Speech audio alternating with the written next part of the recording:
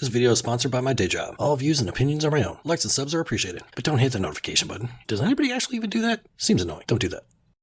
Can a game come back and make a good impression after almost a decade in development hell?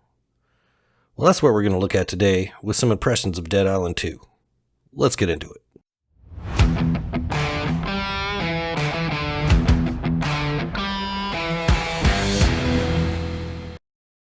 Welcome back to JBG. I know it's a bit late to do first impressions on a game that came out about 2 weeks ago, but I got it late. And I still wanted to do a short impression video on it. Full disclosure, I'm probably not ever going to finish this game. It's just not the type of thing that can hold off my gamer ADD long enough before I start something else. And this is also an exercise in editing as to not trigger the YouTube for gore. And this thing is gory. I have to appreciate the effort put into specific gore effects here. A lot of the hype was put into Callisto Protocol and Dead Space for the gore effects, but Dambuster and Quicksilver put in some respectable effort here for the reactive gore. You won't see most of it here because of the need to censor, but I was impressed at the effort they put in. So the story. This isn't the kind of game you should be playing for the story. You're playing to kill some zombies. Really, this is why I don't end up finishing most of these games. There just isn't enough to keep me hooked long enough to get to the end. But I have a blast with them while they hold my attention. Here it starts with an outbreak, a plane crash trying to escape, you find out you're immune, and it kicks you out into the world for the main story. And that's kind of it. I won't spoil much here, because I'm sure there's still some people that'll enjoy it. It's just not the kind of story for me, and not why I buy this kind of game. I was a fan of the original, and all of its wonky control schemes. It's pretty comparable here, feels more refined though. It's still primarily melee focused, just like the originals. You have the same kick mechanic to create some space, but you have the OP jump kick right off the bat here. It's kind of awkward to jump and hit R3 at the same time at first, but man is it satisfying. They definitely had to limit this to a stamina bar to keep it in check. The weapons are comparable to the original too.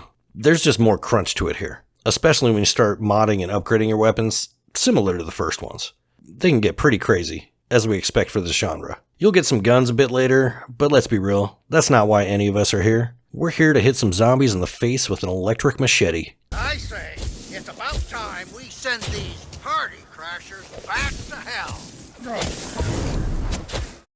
Number 2 has the same kind of humor as the first ones too. From a YouTuber apology script you wander on, to fighting a nightmare bride as the first real boss. For the most part, it's all going to seem very familiar, but a bit more modernized. There's the basic level up system, and this affects enemy levels as you level up too. Very simple environmental puzzle system, the typical genre tropes. They do change it up a bit here though, in some of the mechanics. It's not an open world, more of a hub and smaller levels to work through. I'm appreciating this kind of change up in AAA games lately the more I see it. It's more localized and palatable. Now something else I was surprisingly a fan of was the card system. Instead of the normal skill trees you used to seeing, you unlock card slots and unlock cards to assign. I thought I would really hate this at first, but I actually thought it was cool to have build changes available on the fly instead of committing to a build or just basic skill tree progression. I've seen some reviews on late game that kind of hits on this as not really expanding that much, but I liked it as a change up to the leveling mechanics, at least for the parts I played. I've seen a lot of reviewers comparing it to Dying Light too, just like Callisto Protocol got compared to Dead Space. I don't really think that's fair to this game. I was a huge fan of the first Dying Light, but I never really felt like there were missing movement mechanics here. It moves a lot like the first ones, but a lot smoother experience, like you'd expect with the time sense. And it plays like it's supposed to. I'm not going to hate on it for being what it is.